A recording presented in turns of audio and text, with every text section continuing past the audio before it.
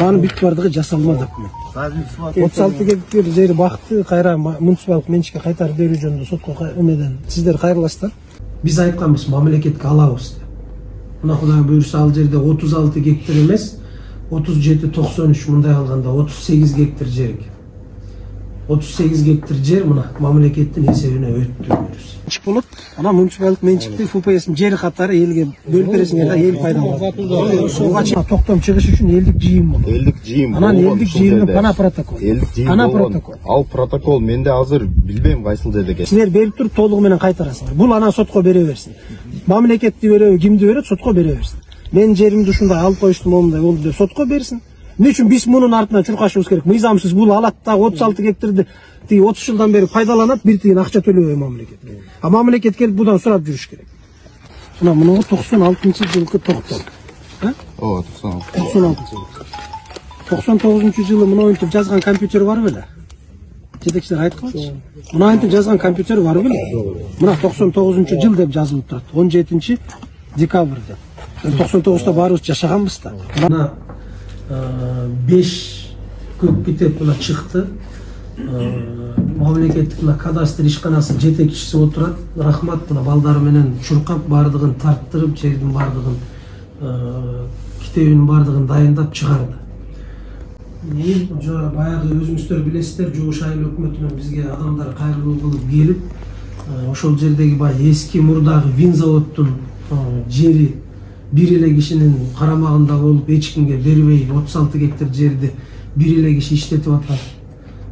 Эч кандай документи деле жок, башкасы деле жок, барсак эч нерсени көрсөтпөйт деп, айыл өкмөт чакырсак келбейт деп арыз менен барышкан. Анан биз келип ошол жерге барып көрдүк эле жеринде. Жеринде барсак жердин ээси дагы жаш бала экен, ал атасы өтүп кеткен экен, ал менин жерим анан ал документ менен алган, бул документ менен алган деп каяктагы бир тетиги 5-6 кишинин протоколун көрсөтүп, ошо 5-6 киши катышкан жыйындын протоколун көрсөтүп, мынакей протоколдор турат, ушунун негизинде жер меники деп чыккан. Билесиздер аны бардыгыңыздар. Мына айылдын эли отурат ушул жерде. Биз айтканбыз мамлекетке алабыз деп. Мына Кудай буйрса ал жерде 36 гектар эмес, 37-93 мындай алганда 38 гектар жер. 38 гектар жер мына мамлекеттин эсебине өттү буйрса. Жугуш айыл өкмөтүнүн эсебине өттү. Бул жерде туурасын айтышыбыз керек. Айыл өкмөт башчылары дагы бардыгыңыздардын ишиңизде мурда эле муну алып коюш керек. Коркпой эле, үртпөй эле.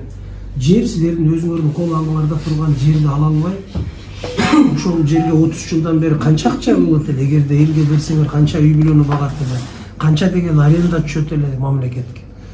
Кол алдыңарда турган нерсени ала албай келгенсиңер. Бир кагазы жок, документи жок, ал ошол жердин ээси экендиги жөнүндө эч нерсе жок. Бир 5-6 киши катышкан протоколду көрсөтүп эле ушул меники деп койсо аныкы боло бербейт.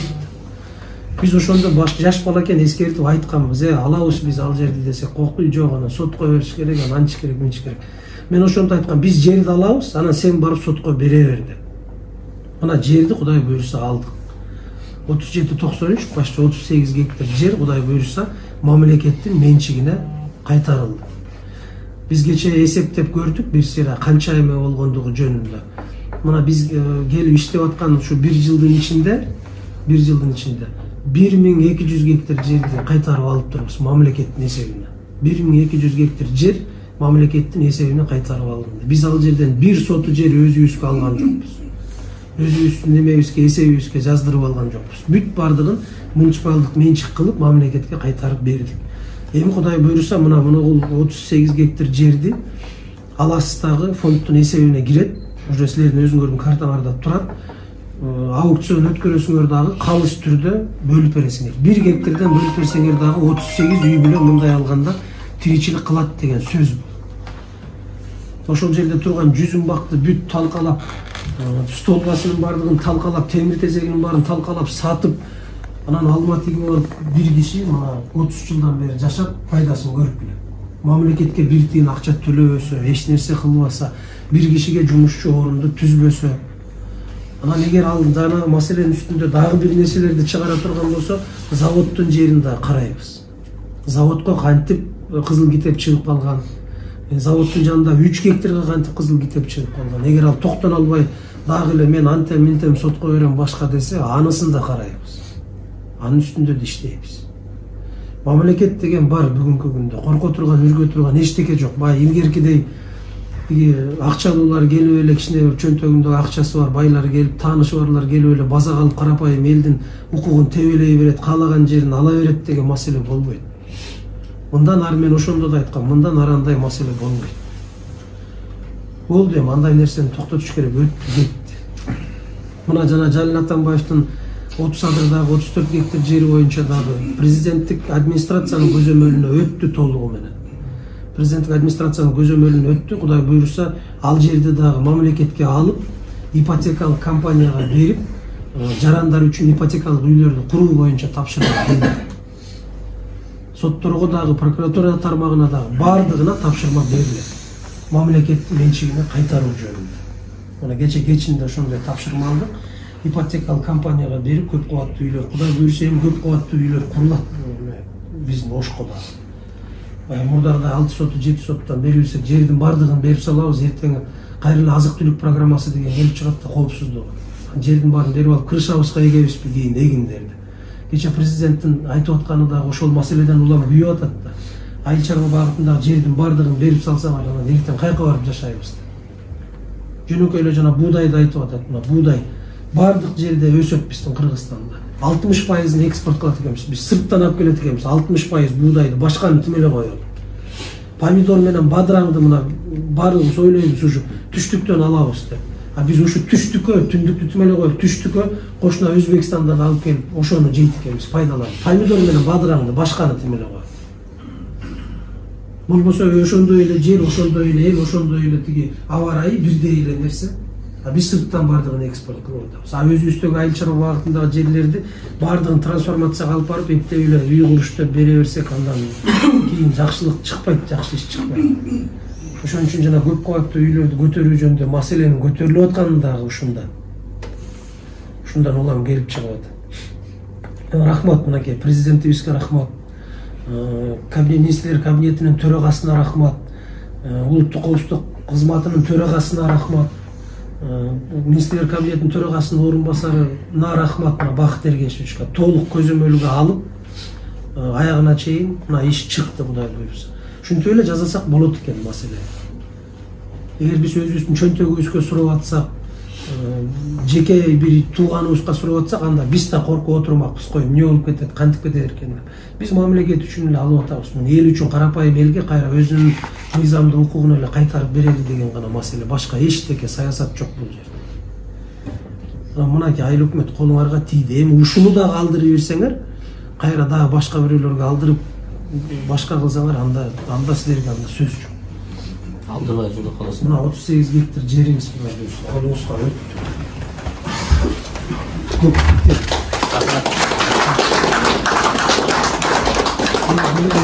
бул жалпы элдин ырыскысы. Өткөндө эл чырылдап, эгерде ошондо эл чырылдап барбаганда бул маселени деле билбейт элек да бишибиз. Элге рахмат, мынакей карапайым эл келип ушул жерде чырылдап, ушундай болуп атат демейин. Мисалы силерден ал жөнүндө биз уккан эмеспиз. Мына 1,5 жыл болду биздин келгенибизге. Мен бир дагы жолу уккан эмесмин сиздер. Ошондой жер бар бизде, тиги талаш болуп атат, мамлекетке акча төлөбөй жатат, чакырсам келбей жатат, ошол тиги ээлери деп бир дагы жолу айткан эмес. Эл чырылдап келип айтып, ошондон кийин барды деле, барсак чындыгында ошондой факты бар экен. Мыйзам түрүндө чуркадык эле, аракет кылдык эле, мына чыгат экен да, жыйынтыгы чыгат экен. Эми ушуну Кудай буйруса, муну дагы анан барып тууган урукка, башкага, таанышка, билишке демей жок. Чисти өзүңөрдүн көзөмөлгө коюп туруп, ачык аукцион түрүндө элге бересиңер. Канча сотудан таркатасыңар, канча гектардан бересиңер, аны эл менен отуруп чечкилет экенсиз. Ушул жердеги 1 гектардан таркаса дагы 38 үй бүлө ырыскысы да 38 адам үй бүлөсүн багат деген сөз да жөн эле эмес. Айыл өкмөткө канча акча түшүп атат? Ижара акысынан эле. Ошол эми буюрса ак жол той болсун. Ушул документиңер ак жол той. Рахмат. Эмелиш керек да, балдарга көрсөтүп, мына колдордун карап көрүп койгула. Мына эмелерин көрүп койгула, салдарын көрүп койгула, бүт бардыгын. Берде биз 36 гектар жер деп сүйлөшүп атканбыз, 37-93 башта 38 гектар жери бар экен. Мына эсебин чыгарышты. Кадастр мамлекеттик ишканасына жетекчилер отурат, рахмат бардыгына. мен ыраазычылык билдирип коеюн. Негизинде биз сотко бергенде дагы мурун сиз айткандай мурун соттор бизге чечпей койгондо бул маселеничи. Маселени чечкен эмес. Мына азыр мамлекет президенттиги баш болуп ушундай нерселерди жолго койгула деп атат. Мына сизге Турсунбек Малдыбековго ыраазычылык билдиребиз элдин атынан. Неден бул 36 гектар боюнча мына 3-4 жылдан бери чогуу күрөшөбүз. Ал баланы чакырып биз аренда төлө десек да төлөбөй койгон. Элге кайтарып бер десек да бербей койгон. Мына отурушат ушу балдарчы. Булар менен чогулма. Бирок эч жыйынтык чыкпады. Мына жыйынтык чыгарып бердиңер. Ыраазычылык билдиребиз буну. Элге чогулуш кылып туруп ошол жерде тең бөлүп бажын. Сиз айткандай кылып бөлүп беребиз мына. Балдардын алдында айткан баарын. Рахмат. Калыс бөлүшүп эми азыр мурдагы билесиңер, мурдагы соттор, прокурорлор кантип иштеп келген, муну эл айтып атат, баардыгы эле билет экен. Баардыгы тааныш, билиш, жеңичинен тууган урук болуп бүтүп келген экен. Президенттин негизги демилгеси ушул болду. Мына укук коргоо органдарында кызматкерлерди ротация кылыш. Бийлик башындагыларды ротация кылыш, түндүктү түштүккө, түштүктү түндүккө. Эң сонун жардам берди ушул демилге. Айрыкча мына сот органдарындагыларга мына акыркы убакыттарда чыккан чечимдер толугу менен элдин кызыкчылыгына чыгып атат. Сезилип атат, көрүнүп атат азыркы чыккан чечимдерчи. Демек жанагы түндүк түштүк деген ротация болуу маселеси чоң жардам берет экен негизинде. Бир жерде отура берсе сиңишип эле бири-бирине тууган болуп, анан тааныш болуп эле эчкимге тийбей, мен сага тийбей, сен мага тийбейм болуп калат экен да негизги эмес. Мына ошонун натыйжасы 1200 гектар 30 жылдын ичинде, мына кече анализ кылып көрдүк, 30 жылдын ичинде 10 гектар жер мамлекетке өтпөптүр, мамлекетке кайтарылбаптыр.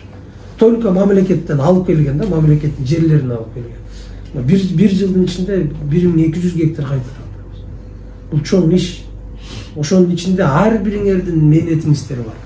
Карапайым элдин дагы ошого арызданып келген, райондук жетекчилердин дагы баардыгыңардын айыл өкмөт айыл башынан баштап ар бириңиздердин эмгегиңиздер бар. Ошол нерсеге кайра кайтарганга жардам берип, чуркап, кичинеден да болсо көмөк кылып башкасын кылып атасыздар. Ар бириңерден алга ыраазы болсун. Эгер ушинтип Кудай буюрса, бир ынтымак менен иштей турган болсок, айыл мамлекетибизге көп нерсени кайтарабыз. Буюрса. Элдин атынан ыраазычылык билдирип коеюн. Өткөндө сиз барганда аксакал эжелер менен күндүн сууктугуна байланыштуу келе алышпай калды. Жаштар уюшубузга келдик. Бул 36 гектар жер буга чейин көп жерде иштетип келген. Өзүңүзгө көп документтерди көрүп алдыңыз. 2 жылдан бери жазган жерлерибиз бар. Арыздар баардыгы чогулуп, топтолуп турат. Ушул жазган арыздар азыр 1 айга жетпеген убакытта чечилди. Эл ошол күтүп аткан сизден кандай жыйынтык болот, кандай неме болот деп. Бул чечилип мамлекетке өтүптүр. Мен бул дагы азыркы бийликтин иштеп атканы. Мен ушул жерден пайдаланып айткым келет. Азыркы бийлик иштеп атат дегенге өзүңүз билгендей мына ошол властын 10-15 эле фамилия эле болгон да. Бул биздин жерлерде ошондой эле катарга кирген да.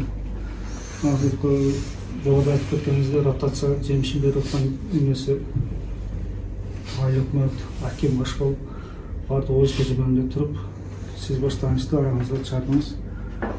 Ыраазычылык билдиребиз элдин атынан. Ишиңиз дагы ийгиликтүү боло берсин. Дайыма ушинтип карапайым элдин колдоосуна жүрө берик.